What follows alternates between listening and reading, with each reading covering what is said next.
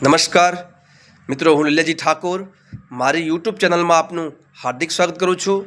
મિત્રો, આજે આપણે ચૂંટણી કાર્ડ બાબતે આ વિડીયોની અંદર વિસ્તૃત ચર્ચા કરશું કે ચૂંટણી કાર્ડ કેવી રીતે કઢાવી શકાય, ચૂંટણી કાર્ડ કઢાવવા માટે કયા કયા ડોક્યુમેન્ટ જોઈએ, આ ડોક્યુમેન્ટ ક્યાં આગળ જમા કરાવવા પડે, એના માટેની સંપૂર્ણ માહિતી આ વિડીયોમાં આપશું। સર્વપ્રથમ ચૂંટણી કાર્ડ કઢાવવા માટે આપની ઉંમર મેક્સિમમ 18 વર્ષ ઉપર હોવી ખૂબ જ જરૂરી છે। જો આપની ઉંમર 18 વર્ષ ઉપરની હશે તો આપ ચૂંટણી કાર્ડ સરળતાથી કઢાવી શકશો।